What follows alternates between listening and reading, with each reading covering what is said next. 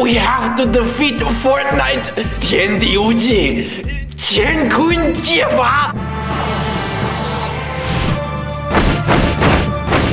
NANI? Ranton! Red Dead Redemption 2? But today, I'm reviewing Islands of Nyne. Nein, natürlich nicht. Juden. It's the new kid on the Battle Royale block, and I played them all. PUBG. So let's check out the latest installment of South Side of Chicago Simulator. Keep in mind, while you are watching this review, that this game is in the same state as Poland in 1939. It's early access.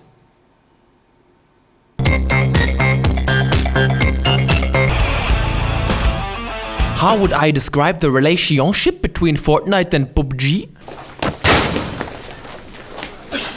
Yes, these two are battling it out on the main stage like McGregor and McWeather, but what can I say? I'm Jack's complete lack of interest. None of these games give a dirty bliat about story, and neither does Islands of Nyne. Although in a promotional interview with Nvidia OG Force, Rob Logan Paul, who's also been working on Project LED, says the backstory of Islands of Nyne is there's an alien race called the Nyne, and they go to Earth and abduct humans to take back with them to their homeworld and pit them to fight against each other until there's only one left remaining in classic Battle Royale fashion. Well, if that doesn't sound like moderately uninspired Trump-chichi, only problem is none of it's in the game. So sorry, but no story.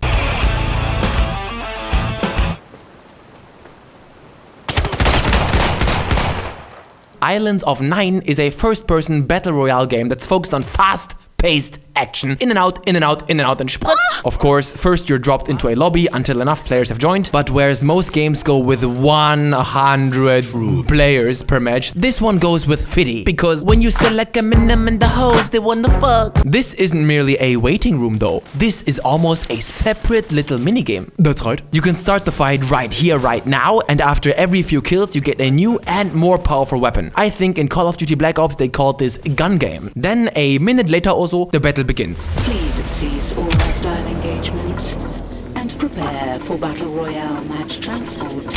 You fall from the sky like... Choose a place to land, preferably in the marked circle, and punch the ground. I know what you're thinking right now. Them textures.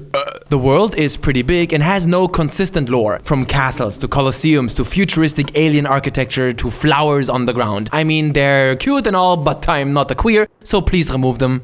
Thanks.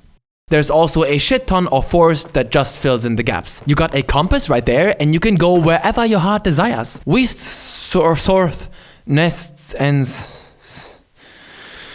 In regards to the signature classic, the area gets smaller mechanic, there isn't anything out of the ordinary here. The ring shrinks every few minutes, just stay inside it, or you take damage and your vision becomes a spongy bubble.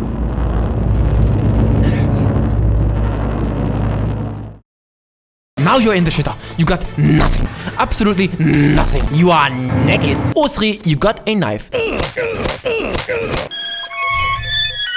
That's all. You can throw it and then it respawns in your hand. But other than that, you got nothing. You will notice a major difference between Islands of Nyne and PUBG very quickly, and that's the abundance of weapons lying around. If you are unlucky in player battle unknown ground, you get no good guns and you will be sent to the hospital. No more of that though. Guns and ammo are everywhere here. They want you to be able to fight back from the get-go. Just look at me. The match has only just begun and I got my guns, I got a location. Yeah boy, life's good.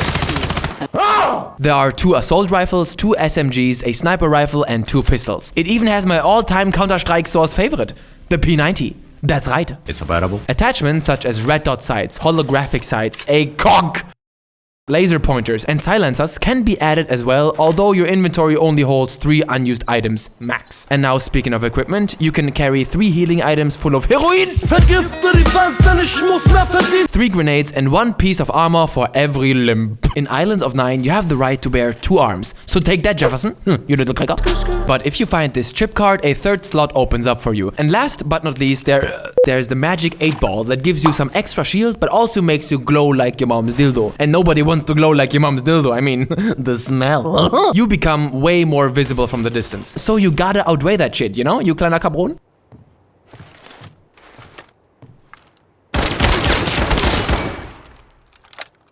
Picking up items piece by piece is my thing, but it also has the proximity feature where you just stand close to shit and then all the shit just shows up in this shit and you can pick up and choose your favorite shit. Once you die, you get scored based on how many people you have died it, how much damage you have dealt it, and what placement you have achieved with that. These match points then allow you to buy loot boxes. Yaha! I don't believe in God anymore. One is for weapon skins, one is for armor skins, both is for faggots. They differ in rarity but are equal in bullshittery. Sorry.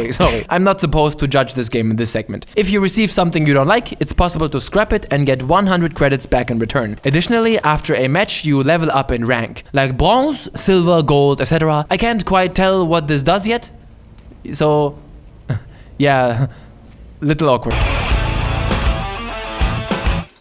Fortnite this, Fortnite that. If I have any subscribers out there who play Fortnite, you know I love you, but I just can't take this. people are talking about an oversaturation of the Battle Royale marketplace. What does that even mean?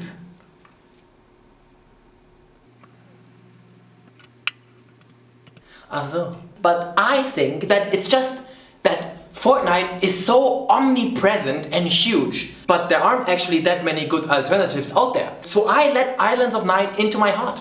And it left a mark, like a dot thrown into a salad. The first impression is important. Don't believe me? Ask your mom why she hates you. And what's the first thing I saw when I turned this sucker on? Matchmaking issues?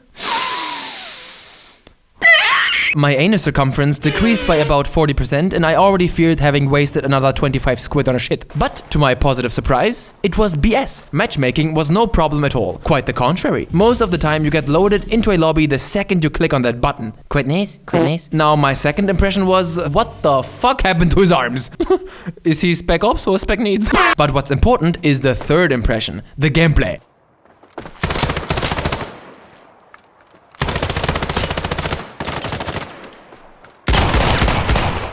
Boy, oh boy. I mean, they literally just throw you in there. You are falling from the sky? Shit. And the moment you land, a bing, a bang, a boom, things move quickly and the controls are damn intuitive. The menus look a little pseudo-futuristic, but they are very accessible and easy to understand. In fact, there is barely any barrier of entry. If you are somewhat familiar with FPS games, you'll feel right at home here. Think about it. Good menus? Check. Good controls? Check. Accessibility? Check. Easy enough for Rantoni? Fuck, this is an early access title, so it's basically unfinished. But I gotta say, overall, this is already a very polished experience.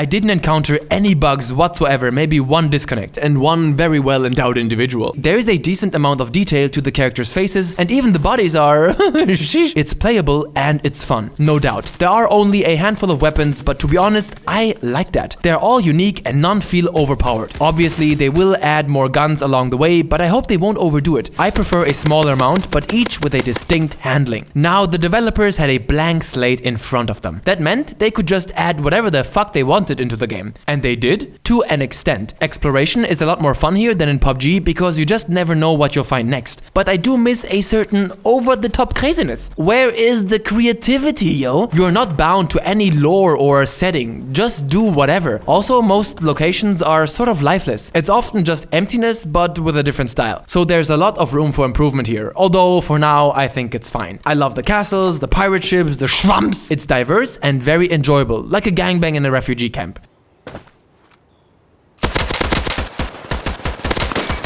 But the gameplay itself is key. And I gotta say, they nailed it so hard that if it was rape, one may say it's okay, cause damn did they nail it! KISS, keep it simple, stupid. Islands of Nyne is super simple, but just smooth as fist fucking. In PUBG, I'm bored for 10 minutes, then I get careless, and then I get headshotted. Islands of Nyne, on the other hand, is really fast, it's got some slight Unreal Tournament vibes, and just high risk, high reward, brother. Have been eliminated. I prefer this a million times over that slow shit, and I'm very happy that there's no building mechanic cause Fortnite already has that. And because matches can end up with you dying very quickly, it's such an awesome idea to make the lobby into this gun game minigame. Good job, guys. Good job. Hey, Rantoni, you're basically just sucking the game swans. Like a coxicle. Like Chupa Chups. Well, not true. Not true at all. So, now I begin with the negative. 50 players? Why? Just why? What's the reason for this? Racism? Sexism? Communism? What have you done with Battle Royale? What have you done with my dog? I mean, come on. 100, that's standard. I mean, just what the hell is happening? Excuse me, I'm working here. Next up, I found that the transitional spaces, and by that I mean all the forests that are between the exciting locations, are really too big and boring. Just look at them. This is where pedophiles rape children. This is the place! In PUBG, you could hide in the forest. They had an actual strategic value and were a location on their own. Here, it's nothing. If Keemstar walked in these woods, he'd find nothing.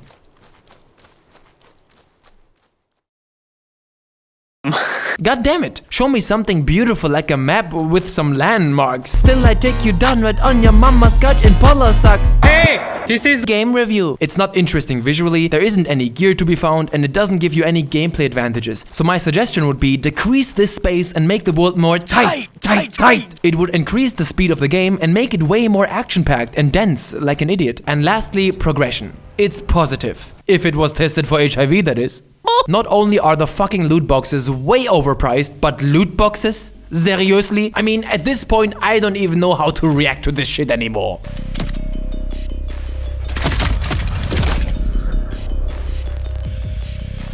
I don't understand the fascination with skins anyway, so all of this just bores me, and to be honest, I can't think of any reward system that wouldn't fuck up the balance of a skill-focused game. And that, ladies and gents, is probably the reason why Battle Royale games just can't hook me for a long time. And, like I said before, what do those ranks even do? After every match you increase in rank, so it has nothing to do with player skill. So what's the point here? Shouldn't you decrease in rank if you play badly or something? As you can see, there are a couple of inconsistencies to work out here and a lack of creative ideas, but nothing that shouldn't be expected from an early access game. I see a lot of potential in Islands of Nyne, and it's already a shit ton of simple fun. I got over 13 hours clocked in now, and I'm still having a blast.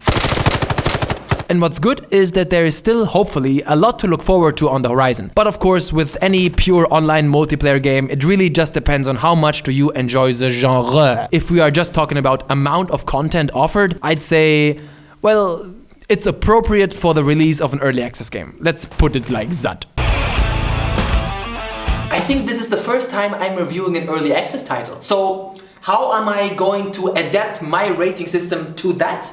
I got it. I'm not. I love it, man. Islands of Nyne is my go-to Battle Royale game right now. And I don't care. My final rating is a 7 out of 10. Just, you know, the game is unfinished, so grain of salt, yeah? Okay? So be sure to spread my videos like as if it was it. Yeah, Patreon. That's really the only way for me today. $1 a month. Do it. Ranton out. Fortnite this, Fortnite that. If I have